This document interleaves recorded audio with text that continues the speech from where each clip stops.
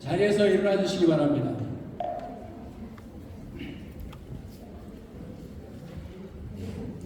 아, 3기회를 시작으로 제4주차 불교 기본교육을 시작하겠습니다.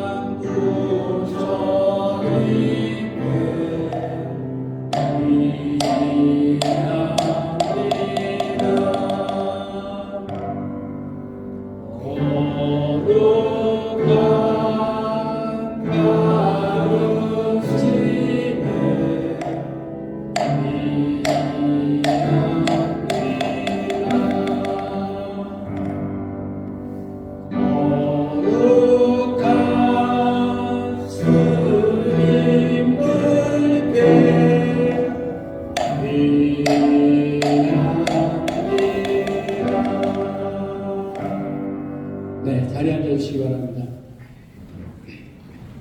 오늘 첫 번째 강의를 해주실 분을 소개하겠습니다. 나와주시죠. 오늘 첫 번째로 강의를 해주실 분은 지금 화면에 나와 있는 분입니다. 그런데 저건 이제 사회적인 양력이고요. 우리 불광법회에서는 대원 2구에 소속해 있고요. 그 다음에 정법수호위원회 위원으로도 활동하고 계십니다. 특히 저기에는 안 나왔지만 조계종단 내에 국제 초교사회라고 있습니다. 거기에 전임 회장을 역임하셨습니다. 네, 시작하시죠. 네.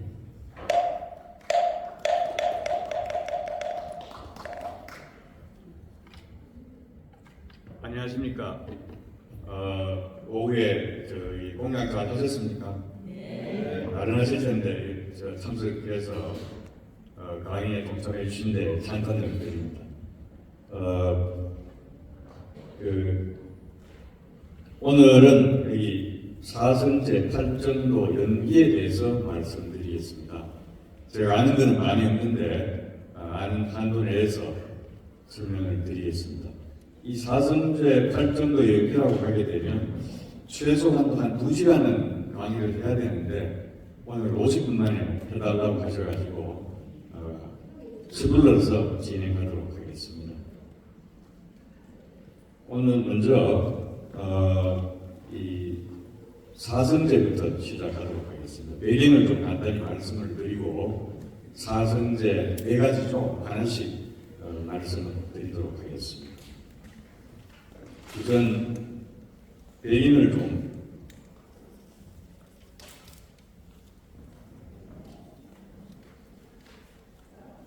안 움직이네.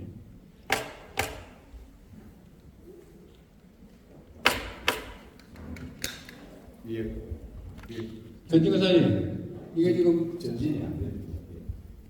앞페이지는 밑에 죄송합니다. 뺐습니다. 우선 부처님께서 인도에 있는 보드가의 11자라 강변에 보리사에서 깨달음을 얻으셨습니다. 그리고 깨달음을 얻으신 후에 자리를 바꾸어가면 일주일마다 한 번씩 자리를 바꾸어가면서 45일간 침묵을 지키셨어요. 그러면서 생각을 해보시니까 이 깨달음을 얻고 나서 알게 된 그 내용들이 너무나 미묘한 가르침이라서 이것을 말로 전달하기가 힘들겠다. 그래서 말해봐야 알아들을 수 있는 사람이 없지 않겠나라고 해서 그냥 이대로 계시다를 반대를 안 하시겠다 이런 생각을 했습니다. 그래서 이 내용을 알게 된 제서천이 있습니다. 인드라 와서 그 깨달으신 것을 이 중생들한테 말씀을 좀 해주십사 했는데 거절을 했습니다. 그런데 이제 범천이 나타나서 부처님께 말씀을 드립니다. 이 말씀을 하시면 어려운 내용이긴 하지만 이해하는 존재들이 있을 것입니다. 눈에 먼지가 적은 존재들이 있을 것입니다 라고 부처님은 설득을 하셨어요. 그래서 부처님께서 자비심을 내시고 가르치기를 승낙하셨습니다. 그래서 이제 우르벨라를 떠나서 좀 떨어진 곳에 있는 바라나시 북쪽에 있는 사르나트라는 곳이 있는데 작은 마을이죠. 거기에 노가원이 있었습니다. 노가원 사성동산이라는 곳인데 거기에 과거에 수행을 같이 했던 5 고행자가 있는 것을 발견하시고는 그쪽으로 가십니다. 가시는 도중에 가야라는 곳에서 그 아지위카 교도인 우빠카를 마주쳤어요. 길거리에. 이 사람은 아지위카 교도라고 하게 되면 그 당시 옷을 안 입었습니다. 벌거벗은 옷으로 이제 길거리에 쭉 걸어오고 있는 겁니다. 딱 두 분이 마주쳤는데 이 우빠카라는 사람이 왔을 때는 저 멀리서 환한 분이 오신단 말이에요. 야, 그래서 부처님께 여쭙니다. 당신은 누구십니까? 누구한테서 무엇을 배웠습니까? 그리고 알게 된 것이 무엇입니까? 이렇게 물었어요. 그랬을 때 이제 부처님께서 나에게 스스로는 없습니다. 나에게 번뇌는 남아있지 않습니다. 세상에 나 같은 승리자는 없습니다. 라고 이야기하시고 나는 모든 사악한 것으로부터 승리한 존재입니다. 라고 하고 나는 완전한 깨달음을 얻은 존재, 아라한 부처님입니다. 라고 이렇게 말씀을 하셨어요. 그럼 이 관계만 한번 생각해 보십시오. 벌은 대낮에 한 사람은 벌거벗어 있고 한 분은 이제 막 깨달음을 얻어서 이렇게 얼굴이 환한 모습을 딱 마주쳤는데 이 절호의 길이 아닙니까? 누생에 걸쳐서 아마 공덕이 있어서 여기까지 왔을 텐데 그러시냐고 이렇게 그럼 그게 무엇입니까? 라고 여쭈었으면 참 좋았을 텐데 이 사람이 고개를 절레절레 흔들면서 그러실지도 모르시고 가버렸어요. 그게 참 기회를 놓친 거죠. 그래서 이제 여기 그 다음 이제 그림을 보시면 이게 지도가 있는데 아이고 지나가 버렸군요. 지도가 이 구글 지도입니다. 오른쪽 아래에 보면 보드가야 여기 메란자라가 있고 거기에 북쪽에 가야라는 곳이 있어요. 여기서 이제 가야로 가는 길에서 아까 우빠카를 만났죠. 그리고 이제 서쪽으로 쭉 와서 강을 건너서 바라나시에 가서 북쪽으로 올라가면 거기 사르나트가 있는데 거기에 녹야원이 있습니다. 보시면 아시지만 이 강이 있는데 이 강이 이 남서쪽에서 북동쪽으로 올라갑니다. 저 위에 이제 게리스강이 있죠. 그리고 거기가 바로 게리스강이 바로 연결된 지류입니다. 여기에 이제 강을 건너야 될 것 아닙니까? 뱃사공이 있습니다. 그래서 부처님께서 강을 건네줄 수 있느냐라고 물으니까 뱃삭을 내면 건네주겠다 이렇게 이야기합니다. 부처님이 여기를 건너서 녹야원에 가시면 이제 큰 불교의 교단이 생기는 강이 되죠. 그러니까 이 사공의 입장에서 봤을 때는 큰 공덕을 지을 수 있는 기회인데 뱃삭이 있으면 건네주겠다라고 이야기합니다. 그래서 뱃삭이 없잖아요. 그래서 부처님께서 신통을 발휘해서 날아서 강을 건넜다라고 경전에 기록이 되어 있습니다. 역시 그 배사공도 큰 공덕을 지을 수 있었는데 그 공덕을 지을 수 있는 기회를 놓쳤습니다.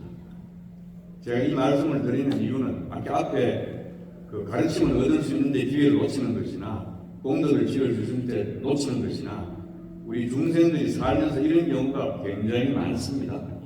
참고로 이 구글 지도에 의하면 이 경로가 한 243km 되고 도보로 한 55시간 정도 걸린다고 되어 있습니다. 한 6, 7일 정도 그다음 평산도로로 걸리지 않았을까 이런 생각이 됩니다. 그래서 이제 녹야원에 도착을 했어요. 이 5 고행자들은 과거에 부처님하고 같이 이제 고행 수행을 하다가 부처님의 고행 수행을 찬탄했죠. 굉장히 극심한 고통을 참아내면서 그 수행을 했기 때문에. 그런데 부처님께서 이제 이게 아니다라고 죽을 드시는 걸 보고 실망을 하고 떠난 분들입니다. 어쨌든 이제 그분들을 마주쳤어요. 그러면서 이제 이야기를 하십니다. 당신들이 하는 이 고행은 아무 이익이 없다. 요즘 말로 하면 말도 안 되는 일이라는 겁니다. 그것도 한 극단이고, 또 감각적 쾌락에 빠지는 것도 또 다른 극단이라. 그래서 이 두 가지 극단을 떠난 중도라는 것입니다. 중도. 그러니까 그 두 개를 합쳐서 나누고 이해하는 것이 아니고, 중도란 지혜롭고 성스러운 팔정도이다라고 말씀하세요. 그리고 네 가지 성스러운 진리가 있다. 그리고 팔정도 설명을 해 하나씩. 그러고 난 다음에 네 가지 성스러운 진리가 있다. 괴로움이 있다. 괴로움이 일어남이 있다. 괴로움의 소멸이 있다. 괴로움의 소멸로 인도하는 길이 있다. 이렇게 설명을 하십니다. 그래서 이 말씀을 듣고 금방은 아니죠. 그래서 열심히 그냥 부처님께서 알아서 그냥 수행해라 이런 것이 아니고 낱낱이 설명을 하십니다. 끈기 있게. 그래서 본단자라는 사람이 먼저 아는 것 같습니다 이렇게 이야기를 해요. 그리고 부처님께서 이렇게 짚고 보니까 깨달았어요. 그래서 그게 이제 성자의 단계에 들어가서 나중에 아라한까지 가는 거죠. 그러고 나면 이제 그 사람은 이제 볼일 다 본 겁니다. 그래서 그분 일어나서 마을에 가서 탁발을 배웁니다. 그럼 나머지 앞에 있는 세 사람은 계속 말씀을 듣고 있고, 네 사람 말씀을 듣고 있고, 그래서 하나씩 해가지고 결국은 닷새 만에 그 5사람이 모두 아라한이 됩니다. 부처님이 아라한이시지 않습니까? 그래서 부처님 직접 이야기하십니다. 이제 이 세상에는 말하자면 부처님을 포함해서 6세 아라한이 있다 이렇게 설명을 하세요. 그리고 그렇게 되는 과정에서 사성제 8정도를 듣고 이분들이 아라한이 된 겁니다. 이게 이제 첫 설법이죠. 그래서 이제 이렇게 해서 아라한가를 얻었는데 이 자세한 내용은 초전법륜경에 잘 나와 있습니다. 그리고 또 한편으로는 이제 부처님이 이제 세속 나이로 80이 되었을 때 이제 그 춘다의 동량을 받고 이제 몸이 좋지 않게 돼가지고 이제 반대가 하시게 됐어요. 근데 맨 마지막에 부처님 설법을 듣고 비구 계를 주는 분이 있어요. 그분이 이제 수갔다라는 분. 이분은 나이가 많은 바람분이에요. 건강이 좋지 않아서 오락가락 하는 분입니다. 근데 평생에 이 공부를 하고 뭘 좀 수행을 해보려고 노력했던 분이에요. 그런데 소문에 들리기로 이 깨달음을 얻으신 분, 부처님이 자기 사는 이웃에 지금 오셨다는 거예요. 야, 이거 저의 찬스다 해서 아픈 몸을 이끌고 찾아가요. 그래서 부처님한테 좀 여쭤보고 싶은 게 있었어요. 아무리 생각해도 모르는 게 있었단 말이에요. 그래서 그걸 여쭤보려고 하는데 앞에서 안 하니 딱 지키고 있습니다. 안 한다가. 부처님을 뵙게 해주십시오라고 하니까 부처님이 지금 몸이 좀 불편하시니까 안 됩니다. 딱 잘라버려요. 시장으로서 대답하는 거죠. 그래서 이분은 에어타임도 자기 지금 언제 갈지 모르는 상태인데 지금 찬스를 놓치면 어떡하느냐. 그래서 또 부탁을 합니다. 또 거절을 합니다. 세 번째 거절을 했을 때 좀 떨어진 곳에 계셨겠죠. 그 계신 곳이 구신이가라 아닙니까? 야외입니다. 나무 밑에 이제 누워 계셨는데 안 한다. 성가실 것 없다. 들여보내라. 이렇게 이제 말씀을 하셨어요. 그래서 이제 딱 칭견을 합니다. 그래서 이분이 이제 뭘 묻느냐? 이분이 공부를 많이 했기 때문에 세상에 돌아가는 여러 가지 이 학파들, 공부를 한 사람들에 대해서 알고 있어요. 소위 말하는 육사외도에 대해서 알고 있는 분이에요. 궁금한 것이 부처님은 이 육사외도 이름을 다 대면서 그때는 육사라고 말 안 했겠죠. 이 외도라는 말도 안 하고 6사람 이름을 대면서 그 사람들과 그 사람의 가르침들을 알고 계십니까? 그러니까 부처님이 알고 있다 이렇게 이제 말씀을 하세요. 물론 존칭어를 썼겠죠. 나이 많은 분이니까. 그러면 그분들이 다 깨달음을 얻었습니까? 아니면 다 깨달음을 못 얻었습니까? 아니면은 깨달음을 얻은 사람도 있고 깨달음을 못 얻은 사람도 있는 겁니까? 라고 물었어요. 이게 그 사람이 알고 싶었던 거예요. 부처님께서 거기에 대해서는 답을 하지 않겠다. 근데 내 가르침을 한번 들어봐라 라고 이제 말씀을 하시면서 우리에게는 8종도 수행을 통해서 달성하는 수다원, 사다원, 아나원, 아라원이 있다 이런 말씀을 하세요. 그러니까 수다원이라는 것은 예류입니다. 우리 흔히 예류가를 얻었다라고 이야기하죠. 예류라는 건 뭐냐 하면 이 예류에 들게 되게 되면 앞으로 7번 적어도 많아봐야 7번 나고 죽고 하는 그 사이에 반드시 아란이 됩니다. 그 다음에 사단이라고 하는 것은 또 일례라고 부르기도 하는데 이거는 이 사단과를 얻게 되게 되면 이 세상에 이 인간세에 한 번 더 나타납니다. 그리고 거기에서 이제 깨달음을 얻어서 아란이 되는 거예요. 그리고 아란, 불안은 뭐냐? 이번에 여기서 세상을 떠나게 되게 되면은 천상계에서 태어나서 거기에서 아란이 된다. 이런 겁니다. 그리고 이제 아란이 있다. 이렇게 얘기해요. 그리고 이제 만약 어떤 가르침에 설정도가 없다면 수다원도, 사다원도, 아나한도, 아란이 있을 수가 없다. 그 말은 뭡니까? 앞에 이야기했던 육사들의 가르침인 거기는 이런 게 없다는 거죠. 틀렸다는 거죠. 그 말은 이렇게 부처님께서 답을 하십니다. 그리고 이 말을 듣고 이 수박가가 생각이 확 바뀐 거예요. 그래서 부처님 자기도 이제 이 출가를 해서 계를 받고 싶다. 계를 받을 수 있습니까? 그러니까 계를 받으려면 먼저 출가를 하고 난 다음에 4개월이 지나서 장로들의 심사를 받아서 계를 받을 수 있다라고 이야기하고 자기는 4개월이 아니라 4년이라도 기다리겠다 이렇게 이야기합니다. 이 세상이 이 다수가 노인이 그런 이야기 하는 거죠. 그러니까 그건 원칙이 그렇다는 이야기고 지금 바로 계를 줄 수 있다라고 그래서 계를 주세요. 이 사람이 계를 받고 물러나서 고요한 곳에 가서 열심히 수행을 합니다. 수행을 해서 기록에 의하면 부처님이 반열만 하시기 전에 먼저 세상을 떠나요. 그런데 세상을 떠나기 전에 아라한이 된다. 그러니까 부처님이 반열만 하신 마지막으로 계를 받았고 마지막으로 아라한과를 얻은 사람입니다. 이분이 이 말을 하고 싶은 것은 이 마지막 설법에 있어서도 사성제 8정도 이야기를 하십니다. 이 사성제 8정도가 이렇게 중요한 겁니다. 자, 사성제를 설명드리겠습니다. 괴로움의 성스러운 진리, 고성제 또는 줄여서 고제라고 부르고 괴로움이 일어나면 성스러운 진리, 고집성제인데 집성제 또는 줄여서 집제, 괴로움의 소멸의 성스러운 진리, 고멸성제, 멸성제, 멸제 이렇게 부릅니다. 괴로움의 소멸로 인도하는 도닦음의 성스러운 진리, 고멸성제, 고멸도성제, 도성제, 도제 이렇게 부를 수 있습니다. 한 가지씩 말씀드리겠습니다.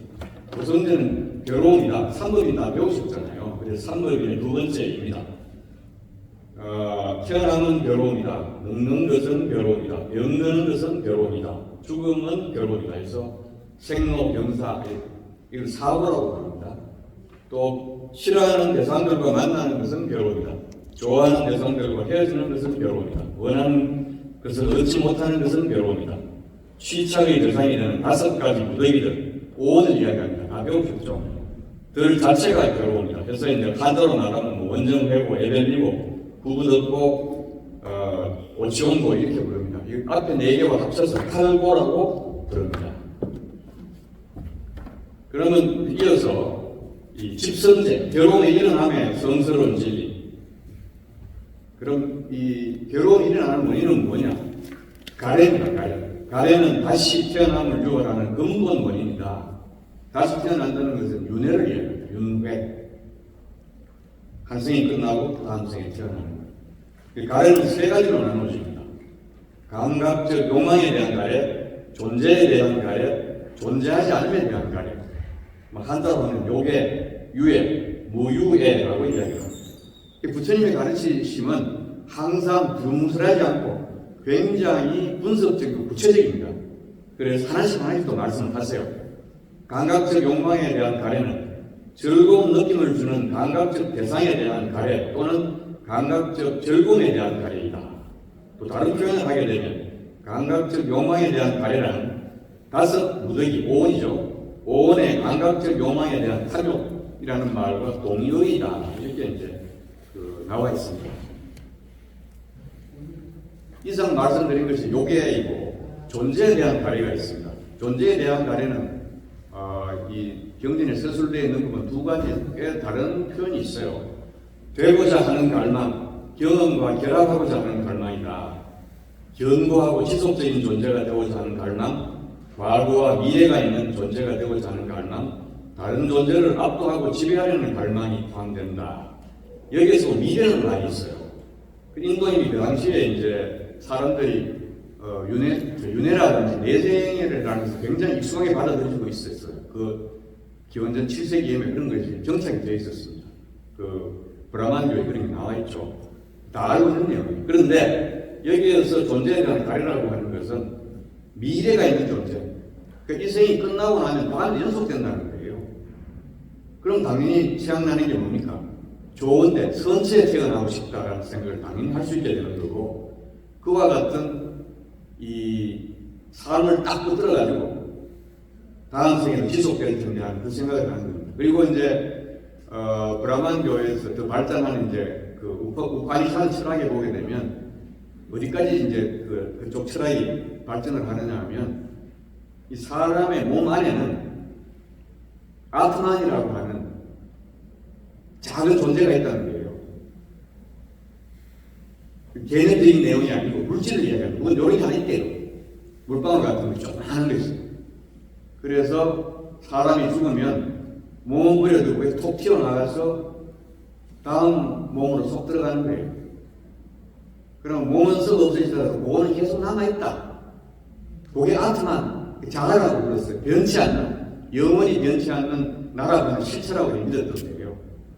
이제 그런 것이 이제 말하자면 이 상견, 밑에 보시는 것처럼 존재에 대한 가리란 존재를 멸망하는 데서 생긴 상견과 같죠. 이어지는 변치 않는 무엇이, 연속되는 무엇이 있다는 거죠. 상견이 함께하는 색계와 무색계의 존재에 대한 탐욕과 선을 갈망하는 것을 동의어이다. 요게 이제 위에 부분하고 조금 차이가 있죠. 이게 무슨 말이냐 하면, 불교의 이제 내세관을 보게 되면, 만약에 금성에서 참선을 해서 이 초선 이상, 2선, 3선, 4선까지 있는데 그 선정에 한번 들어가게 되면 다음 생에 태어날 때 천상계에서 욕계 또 무색계, 욕계, 색계, 무색계천이 있는데 이 색계천이나 무색계천에 태어난다는 거예요. 그럼 불교에서 이 참선을 수행을 하는 사람도 미래에 좀 좋은 데 태어나겠다고 그쪽으로 앉아있는 그런 것을 추구하기도 합니다. 그런 것을 묶어서 이 범부들이 하는 이 존재에 대한 가리에다가 수행자들이 빠질 수 있는 존재에 대한 가리를 묶어서 이 존재에 대한 가리라고 부르게 됐어요. 이게 유예입니다. 그 다음에 무유예, 존재하지 않음에 대한 가리가 있습니다. 이건 뭐냐면 세상을 경험하지 않고 아무것도 되고 싶지 않은 갈망으로서 괴로운 느낌에서 벗어나고 싶음입니다. 존재하지 않음에 대한 가리는 단면론이죠. 이 함께하는 탐욕의 동의어이다. 그러니까 그 당시에 이런 또 생각이 있었어요. 이 생을 살다가, 지금도 그런 생각하는 분들이 있죠. 살다가 죽고 나면 아무것도 없다. 단면 없다. 이제 그렇다면 지금 사는 것이 괴롭다 말이죠. 그러면 이 괴로움을 줄이는 방법은 당장 죽어버리면 괴로움이 없을 것 아닙니까? 그리고 미래는 없는 거니까. 이런 것이 이제 존재하지 않음에 대한 가리가 될 수 있습니다. 아니, 난 이 괴로움을 벗어나고 싶어, 이 자리에서. 이런 거죠. 이와 같이 요게, 유예, 무유예가 바로 괴로움을 일어나게 만드는 원인이다. 그 묶어서 가리라고 부른다. 이렇게 됐습니다.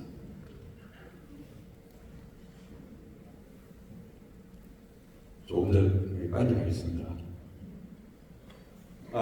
그리고 이제 괴로움의 소멸의 성스러운 진리, 멸성제인데, 소멸이라는 용어는 우리를 윤회에 묶어두는 가래의 소멸을 이야기합니다. 소멸은 가래의 소멸이라는 거죠. 그러면 당연히 불교 전통에서는 수행의 목표는 소멸이 되어야 되겠습니다. 종종 열반과 이제 동일시되기도 하죠. 그럼 열반은 탐욕, 성냄, 의석음의 소멸을 이야기하는 겁니다. 탐욕을 이제 소멸하는 거죠. 탐진치라고 하는데 탐은 뭐 다 말씀드렸고 성냄, 탐은 끌어당기는 것이고 성냄은 밀어내는 겁니다. 하기 싫어. 이런 거죠. 의석음이라고 하는 것은 사성제를 모르고 연기를 모르는 것이 바로 의석음입니다. 자, 이제 괴로움의 이제 멸성제, 괴로움의 소멸 성스러운 진리는 이 괴로움을 소멸하는 단계는 여섯 단계를 거쳐서 소멸이 이루어집니다. 맨 먼저 조건 지어진 현상을 해체해서 보는 겁니다. 조건 지어진 현상이라는 건 뭐냐면 연기에서 원인이 있어서 결과가 있는 것이기 때문에 조건이 있어서 그 결과가 있는 겁니다. 그래서 조건 지어진 현상을 해체해서 보는 겁니다. 그냥 묶어놓으면은 본질을 볼 수가 없어요. 나라고 하게 되면 뭡니까? 색수상행식 5원으로 해체해서 보는 거죠. 상대방도 마찬가지입니다. 색수상행식 5원으로 보고 상대방의 색 물질 몸이잖아요. 몸도 해체해서 보는 겁니다. 머리카락, 눈앞, 이빨 이렇게 해체해서 보면 이제 본질이 보인다는 거예요. 그러면 해체해서 보면 무상고 모아를 통찰하게 되고 더 나아가서 이 5원 색수상행식에 대한 여보가 발생합니다. 그런 다음에 결국은 탐욕에 대해서 빗발에 이욕, 욕망이 뚝 떨어지는 거죠. 그러면 이제 예류도, 일례도, 불안도, 아란도 과정을 거쳐서 예류가, 일례가, 불안가를 얻게 됩니다. 마지막으로 해탈을 얻게 되죠. 그러면 이제 과거서 아란가를 얻습니다. 이와 같이 해탈을 하게 되면 반드시 해탈지견을 얻게 된다라고 되어 있습니다. 부처님께서도 깨달음을 얻고 나서 첫 마음속으로 생각을 하시면서 할 때 나는 더 이상 태어나지 않는다라는 말씀을 하셨어요. 윤회가 끝났다는 얘기죠. 이제 그게 바로 해탈지견입니다. 자, 마지막으로 이제 괴로움의 소멸로 인한 도닦음의 성스러운지 도성제인데 이거는 도와 함께 개발했을 때 선의 성장과 괴로움의 소멸로 이어지는 일련의 상호 연결된 요소 또는 조건으로 구성된다. 이 팔정도거든요. 이 팔정도라고 하는 도는 하나입니다. 영어로 봤을 때도 단수로 써요. 패스. 그런데 이게 에이스보드라고 해요. 8가닥이라는 거죠. 8가지 이 요소로서 구성되어 있다.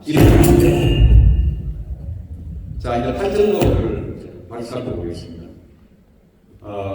우선 그 팔정도와 수행의 관계를 이야기하고 그 8가지 바닥에 대해서 한 가지씩 말씀드리겠습니다. 팔정도는 괴로움의 소멸을 인도하는 길이다. 즉, 괴로움을 끝내는 길, 깨달음을 얻는 길입니다. 그리고 바로 팔정도가 중도입니다. 부처님이 이렇게 말씀하셨다고 그랬죠. 우리에게는 팔정도가 있다, 중도가 있다라고 말씀하셨습니다. 자, 한 가지씩 보겠습니다. 첫 번째, 바른 견해. 바른 견해는 사성제를 통찰하는 것, 또 연기를 꾀하는 것입니다. 바른 견해는 지혜를 바른 견해와 바른 사유가 아닌 지혜를 나타내는 것인데 지혜 인지적인 측면을 가르칩니다. 바른 견해가 도의 시작이자 끝이라 말하기도 합니다. 그럴 수밖에 없는 것이 사성제 속에 사성제 진리 아닙니까? 연기 이것을 확실하게 깨달으면 그것이 그 자리가 바로 깨닫는 자리입니다. 그 8가지 바닥이 있지만 여기로 기착될 수밖에 없는 것이 아니냐 이렇게 볼 수 있습니다. 바른 사유 부처님께서는 바른 사유를 3가지로 설명하셨어요. 출리에 대한 사유, 악이 없음에 대한 사유, 해코지 하지 않음에 대한 사유입니다. 출리라는 것은 버리고 떠나가는 것을 의미합니다. 참고로 말씀드리면 부처님이 야밤에 말을 타고 선을 나가죠. 그리고 뭐 한자로 무성추가 이러는데 영어로 표현했을 때는 Great Renunciation이라고 부릅니다. 위대한 출리 이렇게 되는 거죠. 그러니까 출리가 뭘 의미하는지 아시겠죠? 그럼 이 바른 사유는 사무량심으로 표시됩니다. 자애, 연민, 더불어 기뻐함, 평온 이렇게 되어 있는데 자애는 뭐고 연민은 뭐냐 조금 말을 들어서는 잘 이해가 안 되죠.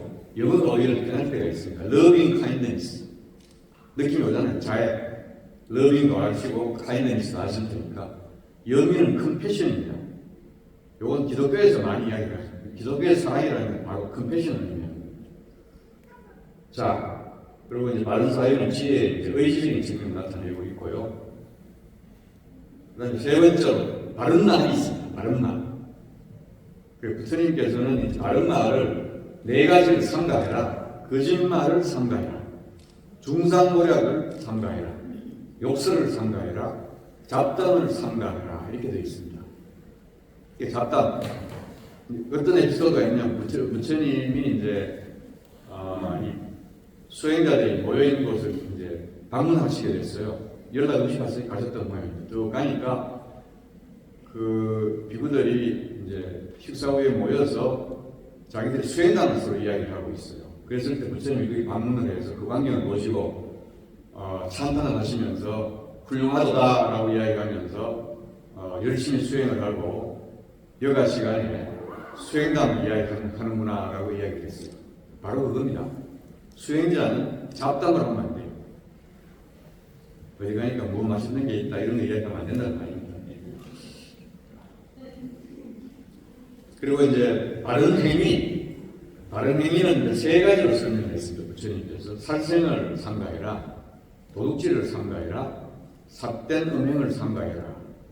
그러면 우리 죄가 5개가 있잖아요. 그럼 앞에 이제 거짓말 하지 말라고 했으니까 이 세 가지를 못하면 네 가지가 됐죠. 하나 남은 게 뭡니까? 술 마시지 말라 그것만 남았죠.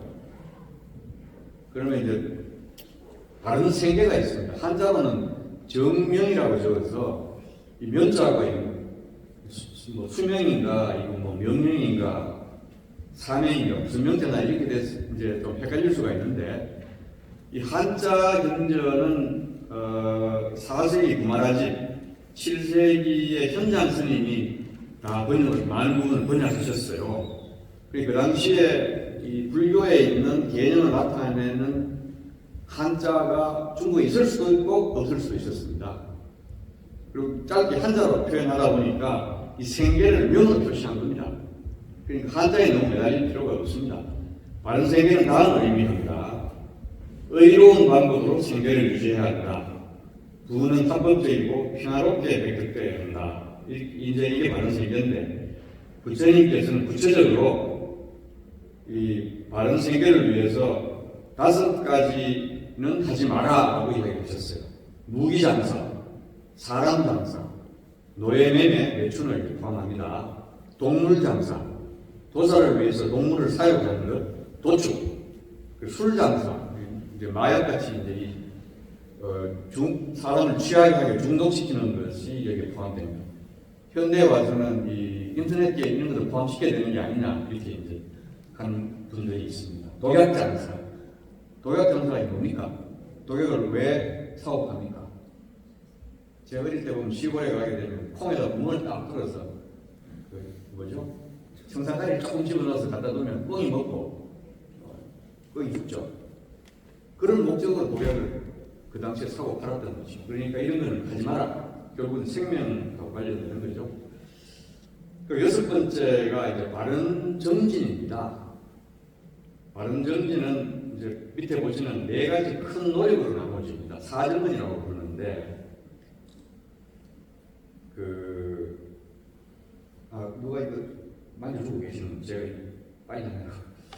아직 일어나지 않은 사악하고 해로운 것, 불성법들이 일어나지 못하게 하는 것입니다. 그럼 이 말 가운데서 사악하고 해로운 법이 뭐냐? 밑에 이제 써놨습니다. 해탈 열반과 향상에 도움이 되지 않는 법, 이걸 이제 불성법이라고 불러요. 4가지입니다.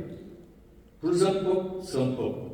이미 아직 일어나지 않은 것, 이미 일어나는 것, 이 4가지 부분이 났어요. 2번째가 이미 그 사악하고 해로운 법이 일어났을 때 이것을 제거하는 거예요.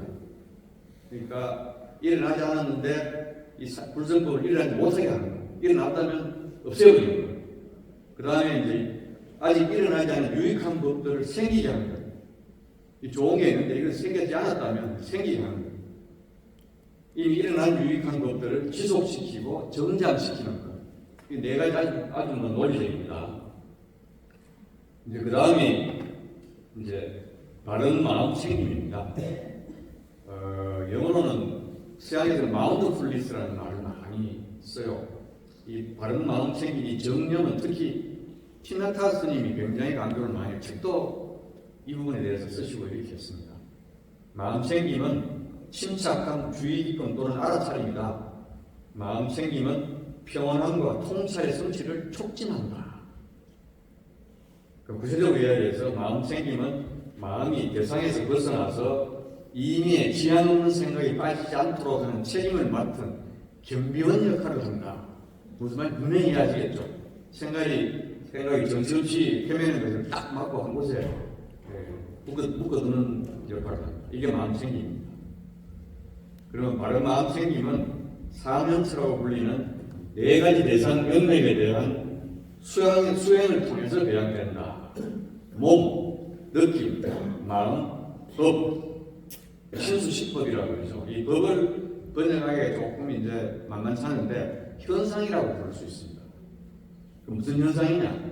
조건 지어진 현상입니다. 여러분들이 보고 계시는 내 몸, 내 생각, 색수상 행식, 상대방의 색수상 행식, 기타 이 눈앞에 일어나는 현상들은 원인이 있어서 결과가 생기는 거 아닙니까? 조건이 있어서 생겨난 것이거든요. 그걸 법이라고 부릅니다.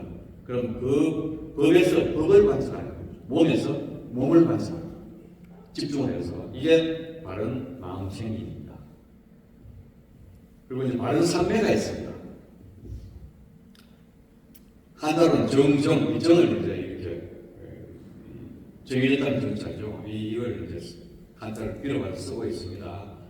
그러면 이제 바른 삼매를 이해하기 위해서는 근접 삼매와 근삼매를 좀 아실 필요가 있는데, 이제 수행을 하면, 저는 이 단계 못 도달했습니다. 참고로.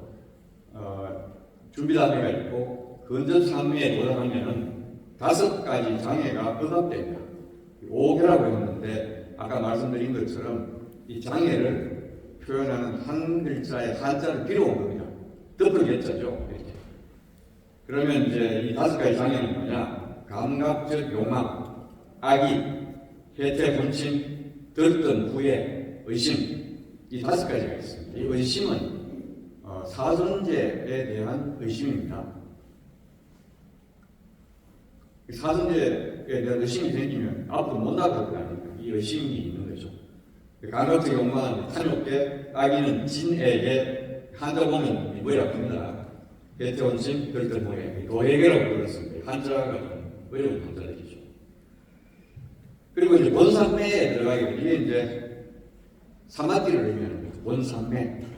그럼 감각적 욕망들을 완전히 떨쳐버리고 해로운 법, 즉 불성법을 떨쳐버린 뒤에 마음이 대상에 고정되면 그 마음이 대상에 가라앉고 합쳐져서 마치 하나인 것처럼 되는 상태에 도달합니다.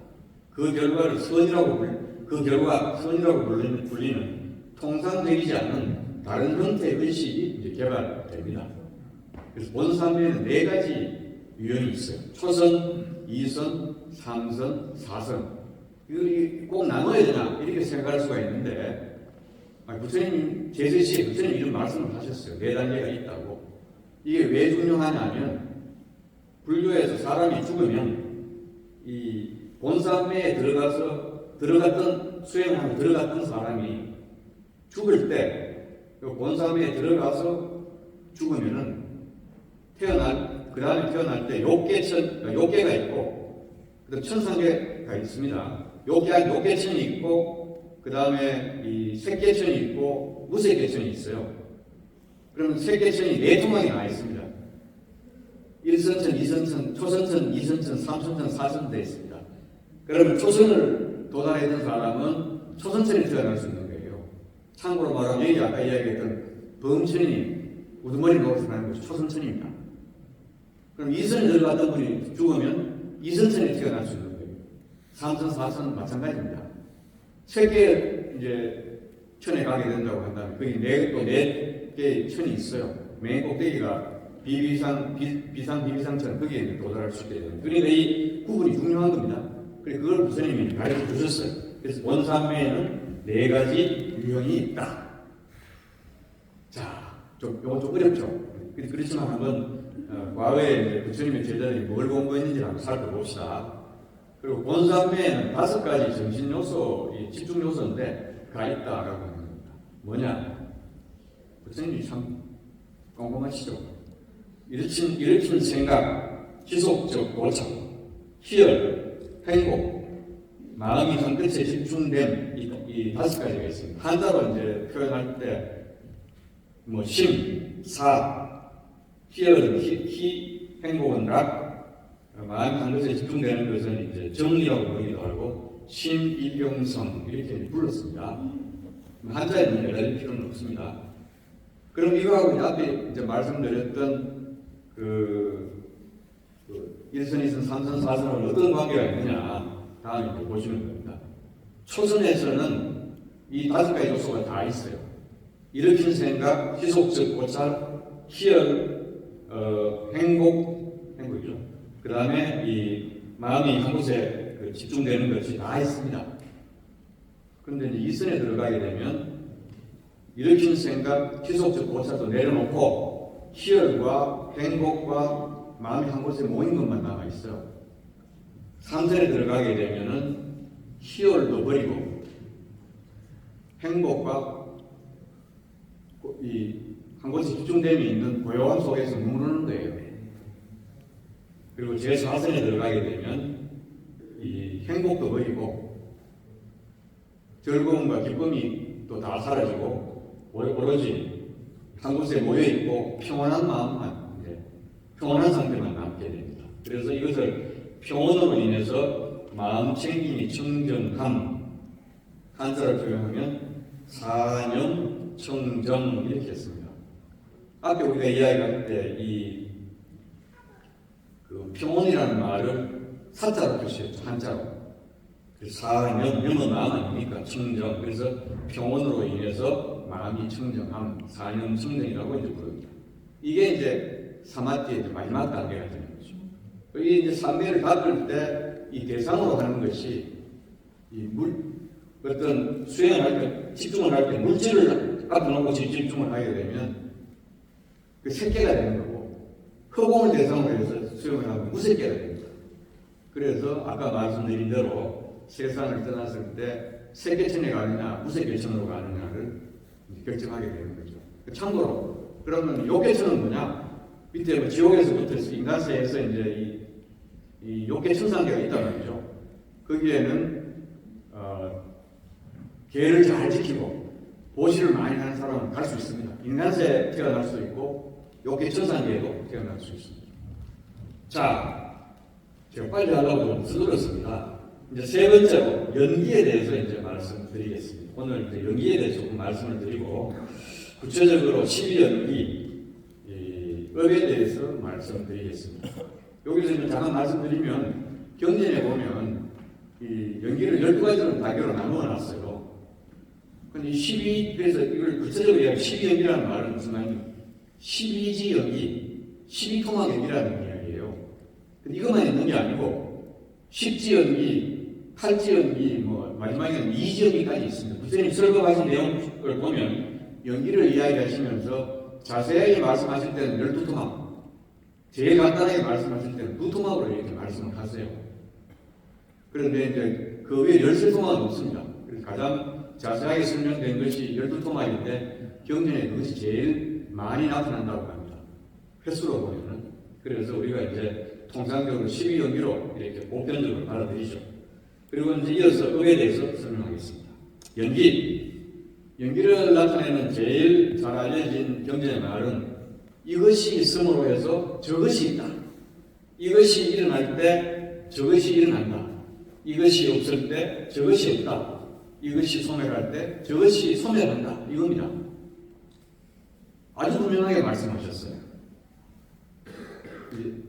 참고적으로 말씀드리면 요게 이제 여러분들 사리붓다 아시죠? 사리붓다. 부처님 상수제자. 지혜의 대장은 그렇죠? 부처님의 가장 잘 알려진 이 제자 중에 사리붓다, 모가다나 그리고 이제 마하카샤파 이런 분들이 아주 잘 알려진 분 아닙니까? 그런데 이 사리부타가 제일 먼저 출가한 분은 아니에요.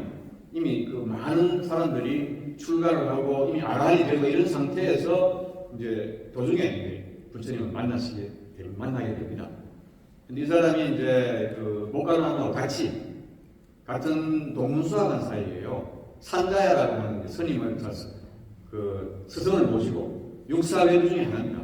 이렇게 모시고 이제 열심히 공부를 하고 있는데 늘 마음이 미흡한 거예요. 야, 뭔가 좀 더 확실한 무슨 가르침이 있을 것 같은데 우리 자기 스승께 모든 걸 다 배웠는데 이 마음이 안 차는데요. 그래서 둘이 약속을 합니다. 누가 먼저 이 좋은 가르침을 발견하게 되면 맨 먼저 서로에게 알려주기로 약속을 했어요. 그래 이 사리부타가 길을 이렇게 가는데 저기서 이제 말하자면 삭발한 비구가 하나 수혜자가 하나 들어오는 거예요. 그런데 보니까 모습이 너무나 아주 이 말하자면 침착하고 뭐가 딱 흔들림이 없이 쫙 걸어오는 거예요. 이 사람도 열심히 공부하고 수행한 사람이니까 뭐가 뭘 알아본다고 이 보통 분이 아니다. 그래서 그 사람 뒤를 따라갔어요. 그리고 왜 나왔느냐 이분이 이제 바구를 들고 집집마다 돌리면서 탁발을 대서 이제 나무 밑에 앉아서 공연을 했습니다. 그러니까 이제 사리부타가 저 옆에서 이제 지키고 가만히 꼼짝당 옆에서 앉아 있습니다. 그래서 공연이 다 끝나고 나니까 자기 가져있던 물을 가지고 바로에 부어드려요. 그러니까 이제 그 스님이 이제 아무 말 안 하고 물을 마셨어요. 뭐든지 이제 마셔야 되는데 물을 꼭 필요한 걸 드렸어요. 그리고 마셨어요. 그 스님이 이제 아사지라는 분인데 아까 5비구 할 때 마지막 비구예요.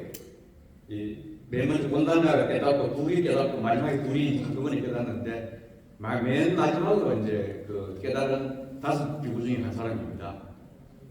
그래서 이제 이 사리부타가 정중하게 말을 올립니다.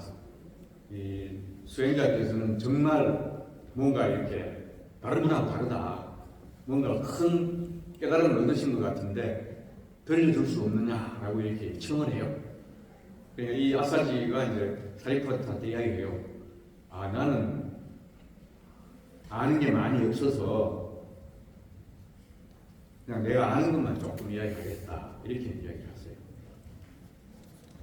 그리고 이야기가 뭐냐? 이가 관계가 있습니다. 모든 것에는 원인이 있다.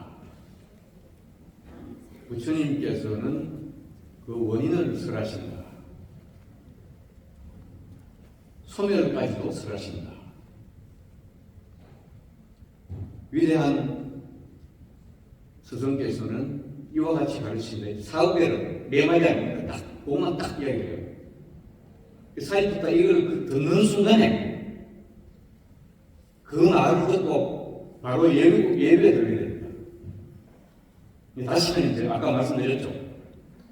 다시는 앞에 떨어지지 않아요. 앞으로 7생 동안에 언젠가는 아란이 되면 물론 사리부타는 이제 머지않아 곧 이제 한 달 정도 지나서 바로 이제 아란이 되죠. 그런데 그래서 이제 그런 그 스승이신 부처님은 어디 계십니까? 그 어디 있다고 말씀을 하셨을 거예요. 저희 뭡니까 이제 녹야원이 아니고 저희 중전사에 아마 계셨을 거예요. 거기 계신다라고 찾아뵙겠습니다라고 하고는 이제 쫓아 나와가지고 어디로 가겠습니까? 친구한테 약속을 했죠. 못 가라는 약속을 했단 말이에요. 목련걸. 쫓아가서 클럽을 쫓아가서 딱 붙들어요.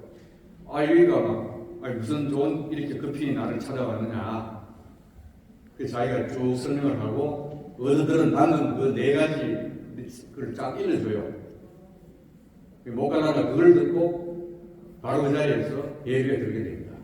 그래서 두 사람이 동시에 다음날 가기 전에 먼저 자기 스승한테 가서 이제 산자한테 가서 이야기 딱 맞죠.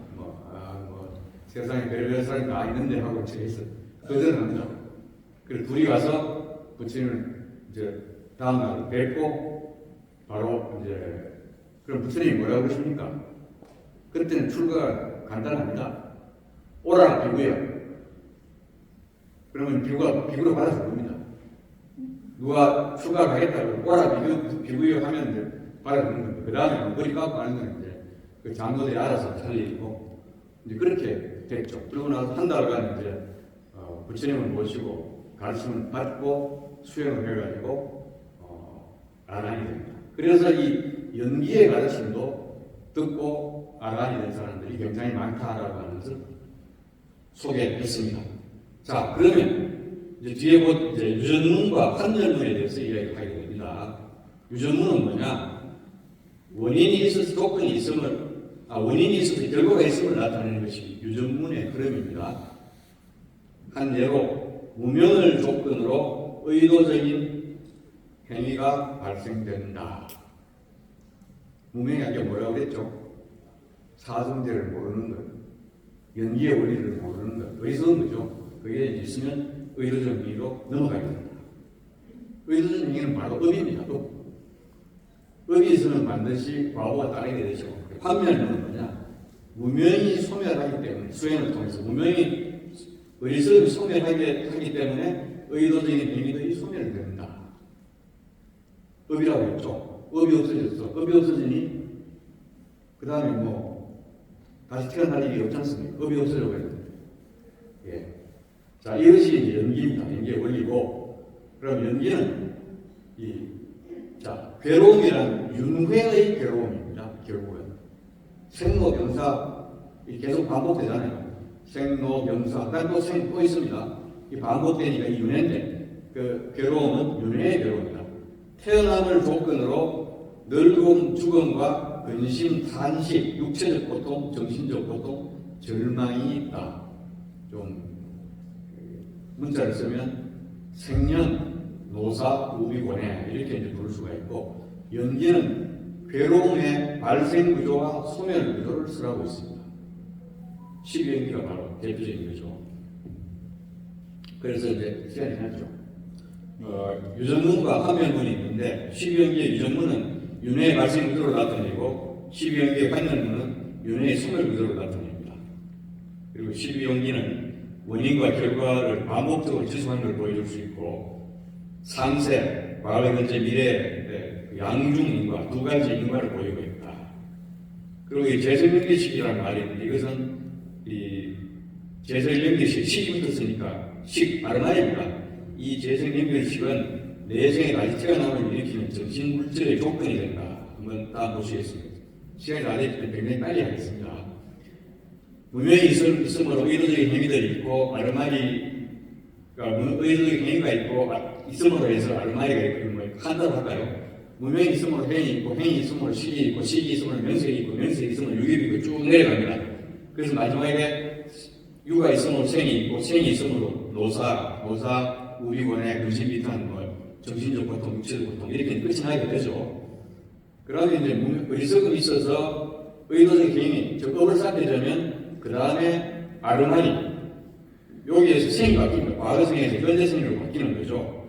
그러면 여기 재생연결식이 바로 여기서 말하는 식이 됩니다. 그러면 정신물질, 유깁, 그 다음에 감각적 느낌은 앞에서 있었던 원인의 결과로서, 업의 결과로서 생겨나는 겁니다. 그 다음에 느낌이 있죠.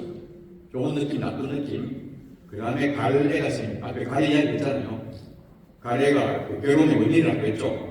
거기서부터 집착, 취착이 생깁니다. 그리고 존재, 이 존재라는 것은 업유를 이야기합니다. 업이 생긴 거죠. 업이 있으면 어떻게 해요? 죽어도 다시 태어나야 돼요.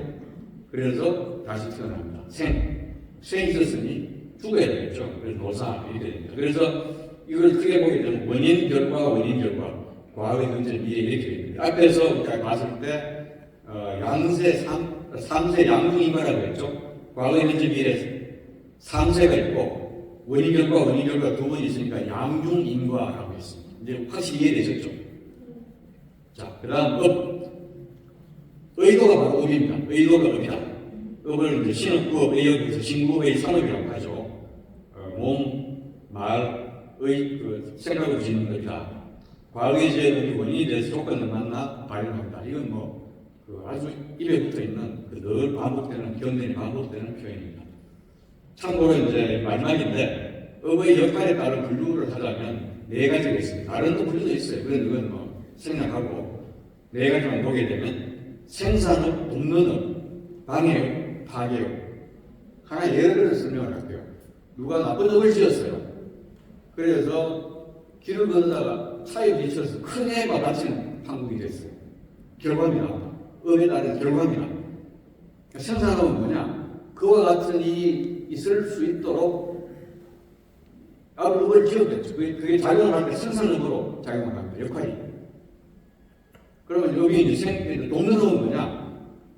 그러한 업이 생산업이 더 잘 작용되도록 세게 부딪혀서 아주 막 중상을 입도록 그렇게 되는 것이 돕는 업이에요. 방해업은 뭐냐? 이 사람이 선업을 많이 지으면 비록 나쁜 업을 지어서 부딪혀서 혼이 나게 되어 있었지만 그 업을 방해하는 겁니다. 그럼 어떻게 돼요? 차 운전자가 앞을 봤더니 사람이 있어요. 브레이크를 쫙 밟아서 탁 경사에서 끝났습니다. 무슨 말인지 아시겠죠? 그럼 방해하는 거 아니에요? 업이 작용하는 거죠. 이게 방해업입니다. 파괴업은 뭐냐? 선업을 아주 많이 졌어요. 길을 걷으라고 그러는데 갑자기 왼발이 오른발을 탁 그래서 엎어져 버렸어요. 차는 대합입니다. 그러면 업이, 이 생산업이 악업을 지어서 이게 부딪혀서 아주 혼이 나게 되어 있었는데 그걸 파괴해버린 거예요. 업은 이렇게 작용하는 거예요. 그러니까 이게 선업도 생산업, 돕는업, 방해업, 파괴업이 있을 수 있고 악업도 생산, 돕는 방해, 파괴업이 있을 수 있습니다. 그러면 이제 모든 설명이 잘 되죠. 그러니까 여러분들이 과학이 지원을 있다면 열심히 수행을 해서 선업을 많이 쌓으시면 미래에 행복으로 가는 길이 보탬이 됩니다. 자, 이상으로서 강의는 끝내고 참고문은 4개를 적어놨습니다. 이거 보게 되면 이 부처님의 세계라는 책이 조계종에서 나왔습니다. 이건 이제 과거에 그 불교성전 동국 때 역경원에서 나온 건데 중국 그 화문경전에서 나온 걸 만든 건데 이거는 니까야를 중심으로 해서 만든 것이 바로 부처님의 세계입니다. 강스님의 초기 불교 이해, 또 초기 불교 입문, 미산스님의 미산스님 초기 입문 강의, 그리고 이제 이 부타보사 스님이 쓰신 것을 번역한 책이 아비달마 길라자기, 길라자기 2번 들어가는 게 이런 임일차고입니다. 네, 이상입니다. 시간 너무 많이 늦었네요. 네, 박수 부탁드립니다. 네, 다음으로 첫 번째 강의를 마치고요. 시간을